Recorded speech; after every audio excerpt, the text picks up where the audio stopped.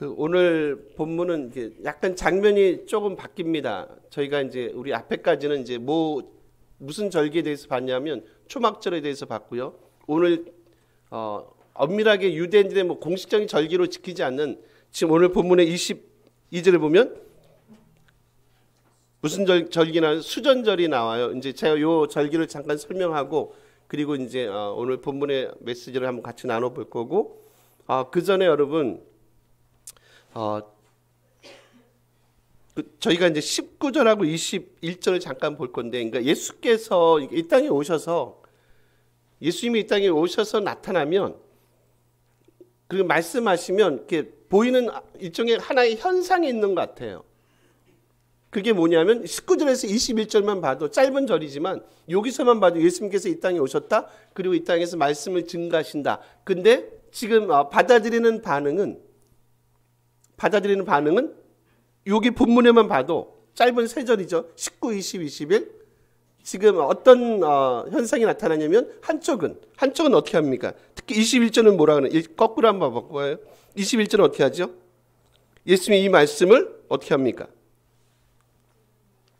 받아들이지 않습니까? 야, 어떻게 귀신이 맹인의 눈을 뜨게 할 수 있어? 라고 예수님의 이 하시는 이 사역에 대해서 사실 되게 긍정적인 반응을 보이잖아요. 그게 21절이세요. 20절 보세요. 뭐라 얘기합니까? 많은 사람이 말하되 그가 귀신 들려 미쳤는데 어찌하여 그 말을 듣느냐 하죠. 그러니까 예수님께서 이 땅에 오셔서 사역을 하세요. 그러면 나타나는 일종의 현상 같은 게 있구나. 그 현상은 뭐냐면 딱 두 가지죠. 한 부류는 그 말씀을 받아들이고 영접하고 믿고, 또 하나는 믿지 않고, 그러니까 분리가 일어나요. 분리가. 분명히 누군가는, 그리고 이 땅에 존재하는 어떤 사람들도 요 둘 중에 반드시 하나를 택하게 돼 있죠. 분리가 일어난다. 믿고 받아들이고 수용을 하시든지 아니면 거부하시든지 배척하시든지 믿지 않든지. 여러분 근데 있잖아요. 약간의 여기 이렇게 좀 점진적인 하나의 그 현상이 보이세요.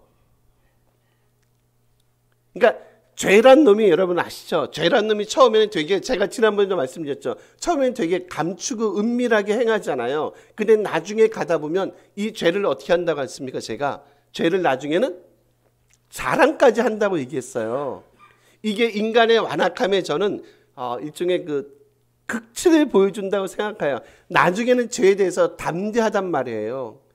그래서 그들의 마음속에 죄가 더 이상 죄로 느껴지지 않을 정도로 사람의 마음이 되게 강팍해지고 완악해지는 모습을 볼 수 있거든요. 우리 깁스 제가 얘기한 거 기억나시죠? 그리고 완강함이라는 단어 기억나십니까? 카바드란 단어. 납덩이와 같다고 제가 설명드렸어요. 물속에 딱 집어넣으면 이게 그냥 뜰 생각을 안 하십니다. 왜요? 마음이 너무 완악하고 완강해서 물속에 딱 집어넣으면 뜰 생각을 안 해요. 깁스를 해가지고요. 도저히 움직일 수가 없는 그런 상태를 설명하고 있는 단어들이라고 얘기했어요.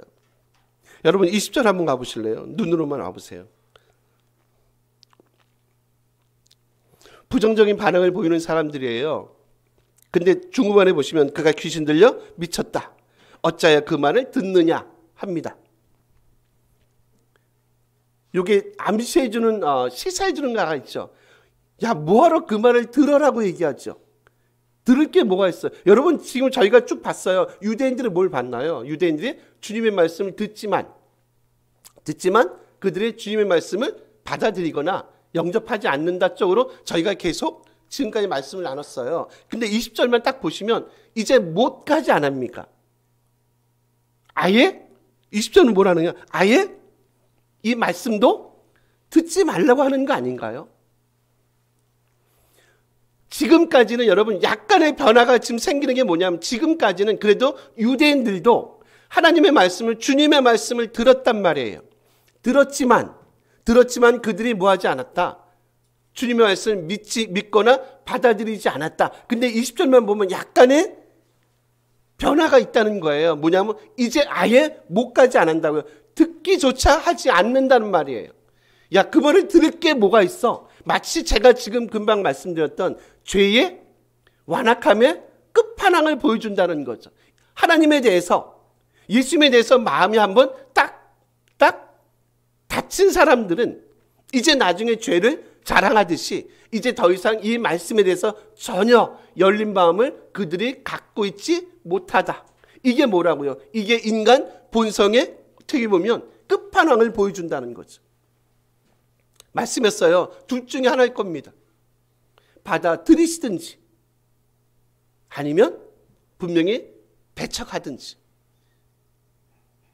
누구나 이 둘 중에 하나를 분명히 선택을 하셔야 될 겁니다. 그리고 나서 소개되는 게 이제 오늘 본문에 나오는 수전절입니다. 여러분 한번 이런 말씀을 볼 때마다 그리고 들을 때마다 참 많은 안타까움이 있어요. 뭐 저희들도 예외는 아니고 제가 이제 방송을 하나 듣는데 기독교 방송 듣는데 그래도 조금 이제 약간의 그 앵커가 약간의 희망적인 얘기를 전해주더라고요. 이제 연말이 되면 늘 이렇게 종교 순위를 이렇게 통계를 내나 봐요. 1, 2, 3, 4 해가지고 나오는 게 있는가 봅니다. 이슬람만 그런 데는 뭡니까? 원불교입니까? 그쪽이 뭐 4위, 5위, 이슬람도 한 5위가 되고, 3위는 우리 기독교 늘 똑같아요. 불교가 되게 그 신뢰도가 높습니다. 불교가 거의 뭐 한 50%가 좀 넘는 걸로 제가 들었거든요. 그리고 이제 넘버 2가 카톨릭 한 40 몇 프로, 그리고 저희가 30 몇 프로. 그래서 이제 부동에 저희는 늘 3위세요. 근데 이제 긍정적인 얘기를 하는 건 뭐냐면 프로테이지는 올랐대요. 감사하게도. 3위는 똑같은데 그래도 이제 기독교에 대해서 신뢰하는 신뢰도가 한 3, 4% 정도 올랐다 하면서 이거 약간의 긍정적인 시그널이다라고 이제 그 앵커가 하는 얘기를 이제 잠깐 들어봤거든요. 감사하죠. 그래도 떨어진 것보다 감사하죠. 개인적인 안타까움은 그런 거죠. 3위에 만족하면 안 되죠. 사람들 대중의 시선이 그렇게 중요하지 않을 수는 있지만 이건 통계라는 건 그런 거잖아요. 세상 사람들이 우리를 바라보는 일종의 하나의 관점이고 세계관이잖아요. 우린 스스로 얘기하잖아요. 우린 구원을 믿는 종교입니다. 당연히 구원받은 하나님의 백성들은 우리 주일학교 오늘 얘기했나요? 3가지 거룩함을 회복합시다. 당연히 이 땅에서 거룩한 삶을 살아내는 게 맞죠. 내가 좀 손해도 보고요. 내 몸이 조금은 불편하더라도 그래도 조금은 내가 사람들 위해서 손발에 수고하는 그런 수고를 감당하는 게 부르심받은 하나님의 백성들의 마땅한 삶입니다에 대한 것들을 여러분 저희가 끊임없이 이런 문제 가지고 좀 고민하고 몸부림쳤으면 좋겠습니다. 사람들이 우리를 인정하지 않는 게 뭔지 여러분이 더 잘 아세요. 이건 뭐 목회자만의 문제가 아니라 우리 모두의 문제세요. 되게 아이러니하잖아요, 여러분. 우리는 구원을 다루는 종교고 진리에 대해서 말하는 종교예요. 불교만도 못하고 뭐 카톨릭은 뭐 그렇다 치더라도 그거는 좀 아니지 않습니까? 그나마 감사한 건 좀 올랐다니까 감사하지만 그래도 저희가 부동의 1위 정도는 최소한 인간적인 통계를 보면 부동의 1위 정도는 그래도 저희가 가야지 좀 그분 보시기에 좀 덜 부끄럽지 않겠습니까? 그렇지 않습니까? 다시 정리할게요. 이 앞부분을요. 주님이 오셔서 나타나는 분명히 증상들이 보인다. 본문에 보면 반드시 무슨 증상이 있다고요? 분리가 있다. 둘 중에 하나를 우리가 반드시 선택해야만 된다. 할 수밖에 없다. 믿든지 받아들이시든지 영접하시든지 아니면 믿지 않든지 늘 불신앙적 삶을 살아가든지 아니면 저희가 살아왔던 과거의 불신앙의 삶을 아니면 믿지만 여전히 불신앙자들과 여전히 믿지 않는 사람들과 크게 다르지 않은 그런 삶을 살아내든지에 대한 그런 분명한 고민들은 우리 가운데 필요합니다. 올 한 해 이제 얼마 남지 않았어요. 주일로 따지면 다음 주가 마지막이세요.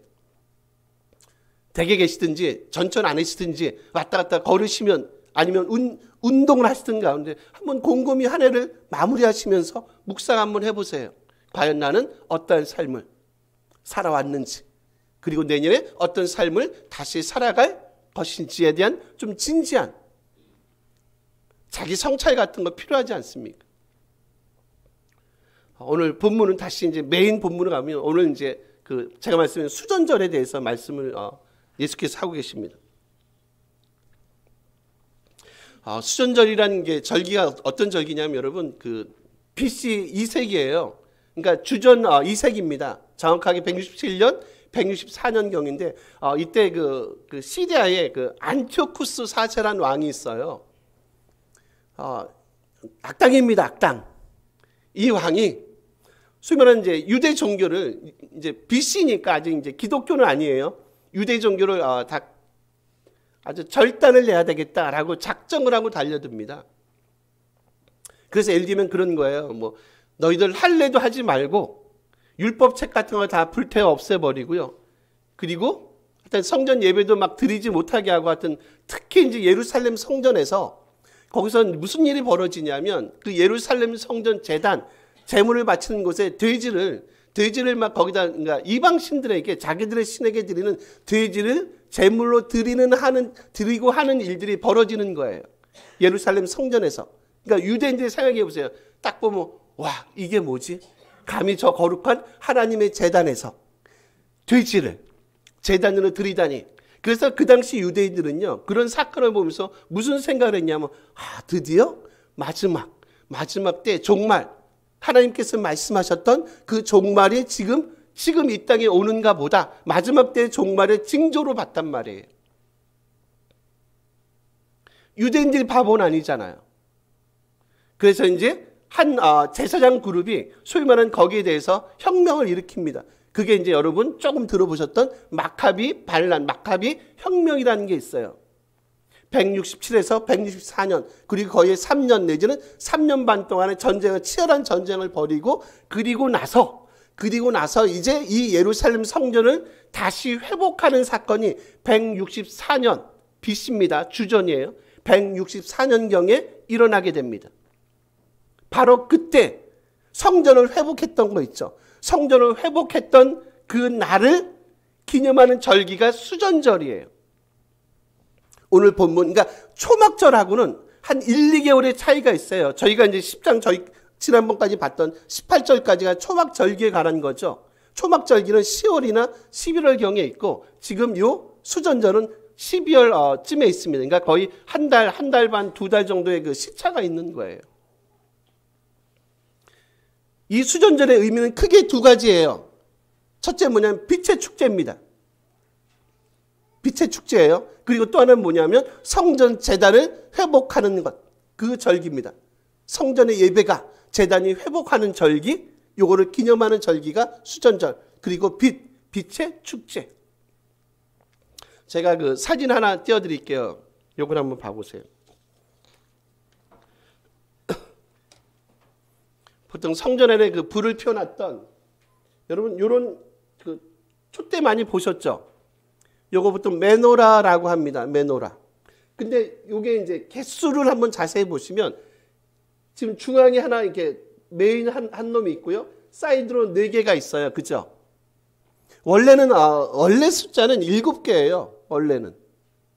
근데 요 수전절 절기에만 특별하게 9개를 합니다. 가운데 중앙에 한 놈이 있고 하나 둘 셋 넷 총 9개예요. 이게 왜 그러냐면 원래 7개인데 9개라 얘기했어요. 이 성전을 이제 탈환했잖아요. 탈환해가지고 이제 딱 들어갔더니 이제 램프가 이게 기름이 있어야 될 거 아닙니까? 그죠? 불이 있으니까 이제 기름이 있단 말이에요. 이제 딱 탈환해서 들어갔더니 보니까 기름이 이제 하루치밖에 얼마 안 남은 거예요. 이제 하루 있으면 꺼지겠다라고 했는데 그게 이제 며칠까지 갔냐면 8일까지 그 기름이 간 거예요. 8일 동안. 그래서 이 축제는 사실상 8일 동안 이 축제를 즐깁니다. 그리고 요 불들을 있잖아요. 요 불들을 며칠 동안 가게 하냐면 8일 동안 비치게 합니다. 그래서 특히 이제 각 가정마다 요런 램프에 불을 비춰서 이 램프 이 날을 이제 소위 말하는 이제 기념하는 절기가 바로 이제 뭐 수전절 내지는 히브리어로 하누카라고도 해요. 그래서 보통 이 수전절을 빛의 축제라고 얘기합니다.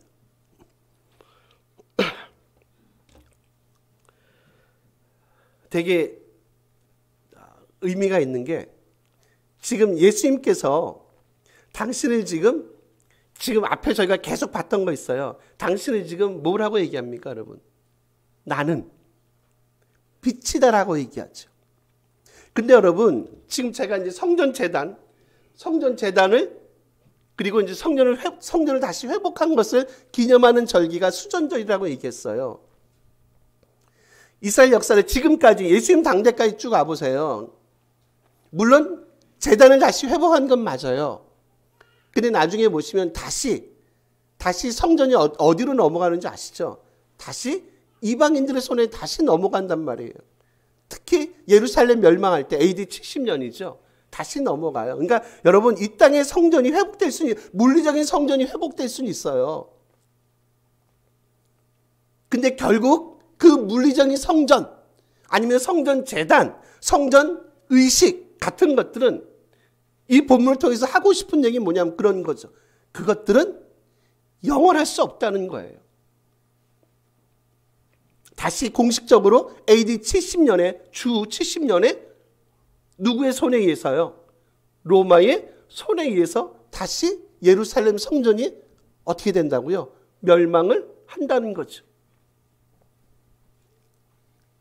예수께서 이 절기에, 그리고 이때 나타나셔서 지금 이 수전절 절기에 말씀합니다. 지금 하고 싶은 얘기가 뭔지 아시겠죠? 야, 너희들 빛을 비춰가지고 이 절기를 기념을 하는데 결국 나중에 예루살렘 성전이 또 멸망하지 않니? 나중에 또 이제 8일이 지나면 이 빛을 또 끌 수도 있고 또 이제 지속하기 위해서 기름을 계속 또 부어야 되지 않겠습니까? 여러분, 그러시면서 한번 연결해 보세요. 예수께서 말씀하기 뭐라고 얘기하시나요? 나는 세상의 빛이다. 매일매일 보충해야 되는, 리필을 해야 되는 그런 기름이 필요 없다는 거예요. 이제 더 이상 어떤 이방 나라가, 나쁜 나라들이, 악당들이 와서 이것들을 전부 다 망가뜨리고 하나님의 성전을 모독하고 하는 일들이 더 이상 벌어질 수 없다는 거예요. 왜 그렇다고요? 주님은 진정으로 이제 이 보이는 물리적인 성전을 온전하게, 완벽하게 대신하고 대체하고 보이는 성전을 능가하시는 바로 그런 분이기 때문에 그래라는 말씀을 사실 이 수전절 절기에, 성전 재단, 성전을 회복하는 이 절기에 예수께서 말씀하고 있다는 거죠. 저는 우리 주님에 대한 저희가 온전한 이해가 있었으면 참 좋겠어요. 눈에 보이는 물리적인 거 말고요. 눈에 보이는 좋은 거 말고요. 우리 삶에 참된 진정한 빛을 갖고 오시는 그 어떤 성전도 그것들을 대체할 수 없는, 주님을 대체할 수 없는 참된 성전이신, 참된 빛이신 여러분, 그분에게 여러분의 삶을 내어 맡긴다면 이제 여러분의 기름은 영원히 떨어지지 않으시고요. 여러분의 빛은 영원히 꺼지지 않을 것입니다. 에 대한 온전한 복음을 증거하고 있다는 거죠.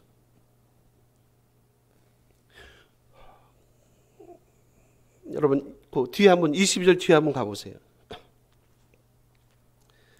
때는 겨울이라 얘기하죠.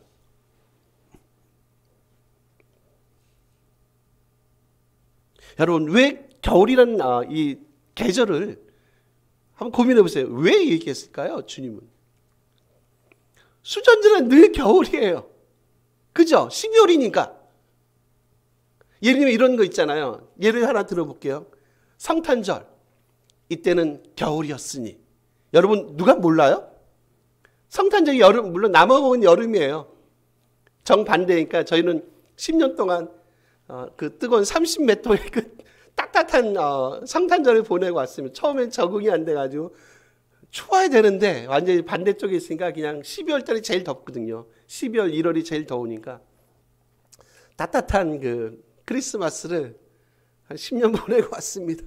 처음에 막 적응이 안 되는데 나중에는 뭐 그러려냐고 사는데 되게 이상하지 않으세요? 때는 겨울이다. 굳이 얘기 안 해도 누구나 알죠. 당연히 성탄절은 겨울이었습니다. 여러분, 근데 이렇게 한번 해보세요. 이번 성탄절은 매우 매우 춥고 매우 매우 견디기 힘든 겨울입니다라는 표현 한번 해보세요. 그럼 여러분 머릿속에 떠오르는 사건들이 있지 않으세요? 무슨 사건이, 우리 지금 상황을 한번 이렇게 접목을 시켜보세요. 이번 성탄은 너무너무 춥고 너무너무 쓸쓸한 허탈한 그런 겨울입니다란 표현을 누군가 했을 때 무슨 생각이 머릿속에 딱 떠오르십니까? 예를 드는 겁니다. 정치 얘기 아니에요. 무슨 생각이 떠오르세요? 지금 한국에 좀 시국 같은 걸 비유적으로 표현하고 있지 않나요? 그렇죠? 또 누군가는 촛불을 들고 나가야 되고 응원봉을 들고 나가야 되고 광화문이 그리고 뭐 시청입니까? 또 두 부류로 나눠지고 분리가 있고 막 그런 겨울을 보내는 게 너무 힘들죠. 너무 춥잖아요. 그죠? 너무 답답한 마음이 있지 않으세요? 그거를 비유적으로 지금 그렇게 표현한다고 생각해 보시면 지금 여러분 수전절입니다. 근데 때가 겨울입니다. 다 압니다. 굳이 밝힐 이유는 없다는 거죠. 근데 굳이 밝혀요. 왜 굳이 밝힐까요? 지금 예수님이 지금 사역하고 있는 지금 이 땅에 이 현실이 너무나도 영적으로 지금 뭐 하다는가? 영적으로 너무 참혹하고 너무 냉담하다는 얘기를 지금 이런 방식으로 표현하고 있다는 거예요. 왜 그렇다고요? 유대인들이 아무리 말씀을 들어도 백성들이 아무리 말씀을 들어도 그 말씀을 통해서 자기 자신을 돌아보고 믿음을 갖게 하는 일들이 너무너무 드물다는 거예요. 인자가 올 때에 말세에 내가 믿음을 보겠느냐라는 겁니다.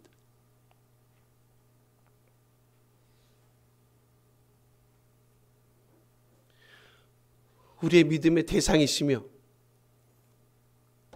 우리를 위해서 당신의 아들까지 보내주신 그 하나님에 대한 그 확고한 신뢰한 믿음을 버리지 않는 그런 복됨이 우리 가운데 좀 있었으면 좋겠습니다. 선한 목자 되신 그분이 우리를 절대로 양인 우리를 절대로 뭐 하지 않습니까? 포기하지 않을 겁니다. 이 얘기를 잠깐 한번 해보겠습니다. 우리 28절 9절 가보세요. 28, 9절 눈으로 와보세요. 거기 공통되는 두 개의 단어가 있어요. 같은 단어가 나오죠. 28절 뒤에 보시면 그들을 내 손에서 빼앗을 자가 없다고 얘기하죠. 29절이세요. 아무도 아버지의 손에서 빼앗을 수 없다고 얘기해요. 양에 관한 겁니다.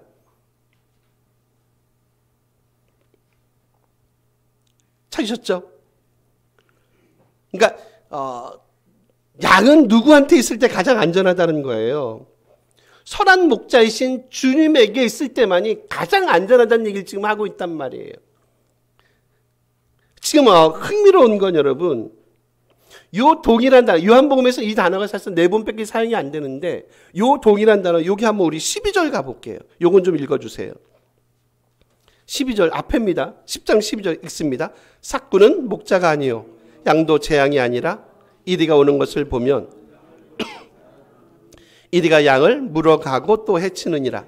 요게 같은 단어 하르파주라는 단어인데 요 빼앗는다는 단어가 하르파주라는 단어인데 요 단어하고 지금 같은 단어가 12절에서 사용되고 있어요. 뭡니까? 근데 한글로 보면 사실상 없어요. 그렇죠? 어떤 단어죠? 우리 김정희 집사님이 이런 걸 잘 찾으시더라고요. 한번 찾아보세요. 저분이 촉이 있으신 분이에요. 오늘 힘드십니까? 그 맨 뒤에요. 12절 맨 뒤에 이리가 양을 물어가고, 그렇죠. 물어가고란 단어가 요 빼앗다라는 단어 하르파주 같은 단어입니다, 여러분. 지금 여러분 요거는 누구의 12절은 누구에 관한 건가요? 삭군 목자에 관한 거예요. 지금 28, 29절은 지금 누구에 관한 거예요? 선한 목자이신 예수님과 그리고 하나님에 관한 거예요. 지금 양을 여러분 주의할 게 있어요. 28절 가보세요. 그들 양이겠죠. 그들을 내 손에서, 내 손은 누구의 손이겠어요? 주님의 손이죠. 그렇죠? 주님의 예수님 선한 목자의 손에서 빼앗을 자가 없대요. 29절 가보세요. 아무도 아버지의 손에서 빼앗을 수 없다. 지금 양을 누가 잡고 있다는 겁니까, 여러분? 주님이 붙잡고 계시고, 그리고 또 29절은요, 아버지가 붙잡고 계신데요. 이 12절 보시면, 12절에는 누가 양을 붙잡고 있어요? 삭군이 붙잡고 있대요. 근데 삭군은 아무리 붙잡고 있어 봐야, 이리가 오면 이 붙잡던 손을 어떻게 한다고요? 놔버린단 말이에요. 그래서 양에 대해서 그 삭군은 뭐 하지 못해요? 전혀 책임감을 느끼지 않는단 말이에요. 누구만이요? 하나님과 선한 목자이신 그분만이, 그러니까 우리가 양을 다시요. 우리가 그분을 붙잡고 있지 않아요. 우리가 주님을 붙잡는다. 우리가 하나님을 붙잡고 있지 않다는 거예요. 누가 우리를 붙잡고 있다고요? 예수께서. 누가요? 아버지 하나님. 그분이 양인 우리를 붙잡고 계신다. 만약에 우리가 그분들을 붙잡고 있는다고 보면 우리도 언젠가는 손을 놓을 수 있겠죠. 마치 삭군처럼. 너무 감사한 건 그분들이, 하나님이, 아버지가, 그리고 예수님 선한 목자이신 그분이 그분들의 손으로 붙잡고 있는, 누구도 그 손에서 우리 양들을 빼앗을 자가 없다. 사자가 달려와도, 코끼리가 달려와도, 누가 와도 그분의 손에서 우리를 빼앗아갈 자가 없을 겁니다. 여러분, 이래도 그분 안에 거하시는 것을 거부하시겠습니까? 진정으로 우리 삶의 참된 안식과 평안을 누릴 수 있는 것이 어디인지 왜 찾지 못합니까? 주님의 안타까움이 여러분 느껴지지 않으십니까?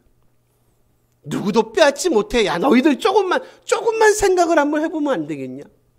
혹시 너희들은 나를 붙잡을 순 없지.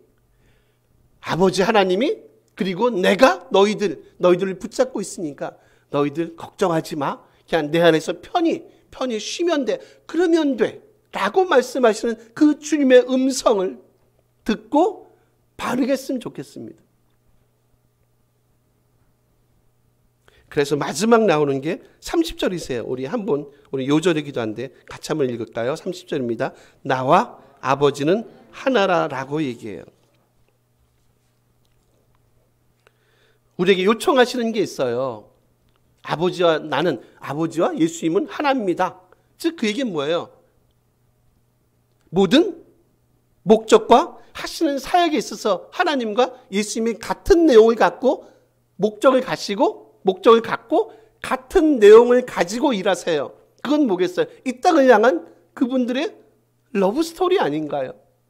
저희 계시록에 있지만 하나님의 러브 스토리, 주님의 러브 스토리, 그분들이, 그 두 분이 이 땅을 향해서 갖고 계신 게 뭐겠어요? 우리를 통해서 얻고 싶은 게 뭐가 있겠어요?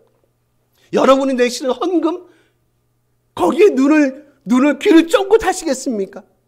여러분이 하시는, 제가 하는 그 많은 일들, 거기에 대해서 그분이 감동하시겠어요? 그런 거 아닐 것 같아요, 저는요. 그냥 하나야. 그냥 나는 너희들을 너무너무 사랑해. 그리고 우리는 이 사랑의 관계를, 그냥 이 한의문의 관계를 끝까지 가지고 갔으면 좋겠어. 그거 하나밖에 없어요. 그렇지 않으십니까, 여러분? 하나님의 그 사랑 앞에 우리 삶을 좀 내려놨으면 좋겠습니다. 그리고 그 구구절절 우리를 향한 그 주님의 뜨거운 가슴을 저희가 좀 매번 느끼면서 살아갔으면 좋겠어요. 지난주 봤던 정말로 우리 가슴 속에도 그분들을 향한 그 설렘을 놓지 않았으면 좋겠습니다. 죄송합니다. 우리 아들놈을 한번 고발을 좀 한번 해보려고 합니다. 그래야지 또 설마 뭐 집을 나가면 땡큐인가? 이제 반석이가 이제 여친을 만난 지 거의 3년이 돼가요. 그래서 제가 엊그저께 같이 식사하고 하면서 야, 요즘도 이렇게 가슴이 많이 설레냐 물어봤더니 요즘은 지난번에 설교 들었잖아요. 요즘은 프렌드지. 야, 벌써 프렌드 되면 안 되지, 이 사람아. 아빠 엄마는 30년이지. 3년인데 아직도 막 그냥 막 보고 싶고 막 활활 타오르는 그런 거 아니에요? 야, 너 벌써 프렌드 되면 안 되지. 정으로 만나? 아니에요. 3년 되면 설렘이 있어야 되는 게 맞죠, 여러분. 서로가 막 진짜 죽고 못 사는 거죠. 쉽진 않지만 그런 믿음의 경주는 저에게 필요하지 않습니까? 여러분 31절 가보세요. 한 번만 다시 한번 요거 마지막 읽어주실래요? 31절입니다. 유대인들이 다시 돌을 들어 치려 하거늘. 여러분 이들의 이 액션이 행동이 여러분 이해가 되세요? 물론 이들은 주님의 양이 아니라고 얘기하세요. 되게 두렵죠. 주님의 양인 줄 알았더니 하나님의 양인 줄 알았더니 주님의 양이 아니라고 본문은 얘기하세요. 어떻습니까? 진리를 얘기하잖아요. 야, 진정한 구원, 이 땅의 진정한 빛, 이 땅의 진정한 성전을 대체하는 진정한 성전의 완성이신 그분 바로 나야 라고 말씀하시는데 이게 듣기 싫어요. 아, 잔소리 좀 그만하시오. 아, 듣기 싫어. 그만 좀 하시오. 어떻게 합니까? 돌을 들어 치려하지 않습니까? 여러분 흥미롭게 있잖아요. 요 돌을 든다는 단어 르사조라는 단어인데 구약에 있잖아요. 요게 2번 더 사용되는데 어떨 때 사용되는지 아세요? 다윗 있잖아요. 다윗을 해하려고 사울의 후손들이 다윗에 대해서 적대감을 표현할 때 지금 요 단어 있죠. 구약에 사무엘 합니다. 요 단어가 구약에서 2번 더 사용돼요. 제가 이걸 보고 깜짝 놀랐어요. 여러분 다윗에 대해서 적대감을 보였던 누가요? 사울의 후예들이 지금 썼던 단어가 이 단어 돌을 들어 친다는 단어 있죠. 르사조라는 단어 쓴단 말이에요. 여러분 주님은 누구의 후예세요? 다윗의 후예시죠. 다윗에 대해서 적대감을 갖고 있던 사울의 주변 측근들. 그러면 지금 유대인들은 누구의 후손 같으세요? 다시요. 주님은 다윗의 후손이다. 유대인들은 마치 그러면 누구의 후손 같으세요? 사울의 영적인 후손 같지 않으세요? 주님이 다윗처럼 이 땅에서 동일하게 그 사울의 후예였던 그 유대인들에서 동일한 고통과 어려움을 겪는 것. 그게 너무 저는 이 두 개가 너무 일치하는 것 같아서 제가 본문을 보고 사실 좀 깜짝 놀랐던. 정리하겠습니다. 말씀했듯이 분명히 둘로 나눠질 겁니다. 양과 염소로. 좋은 놈과 나쁜 놈으로. 어렵게 저희가 이 길을 가잖아요. 여러분 우리가 정말 그랬으면 좋겠어요. 정말 좋은 믿음의 신앙 고백이 우리 가운데 있었으면 좋겠어요. 이 믿음의 경주를 게을리하지 않는 그런 복됨이 그리고 정말 주님이야말로 참된 우리의 빛이 되시고 정말 성전 자체가 되십니다.